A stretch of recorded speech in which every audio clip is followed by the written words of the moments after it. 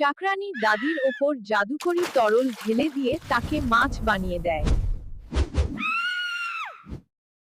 এরপর সে নিজের শরীরে সেই তরল ঢেলে নিজেই দাদির মতো হয়ে যায়।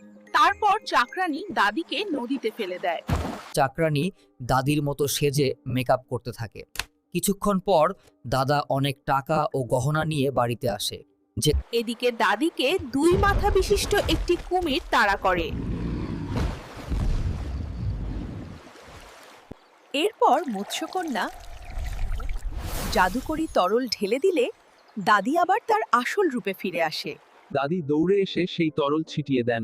সঙ্গে সঙ্গে জাদুর ছদ্মবেশ মিলিয়ে যায়, আর সবাই দেখতে পায় যে তিনি আসলে ছদ্মবেশী চাকরানী। এটি দেখে দাদা খুব রেগে যান এবং চাকরানীকে ঘাড় ধাক্কা দিয়ে বাড়ি থেকে বের করে দেন।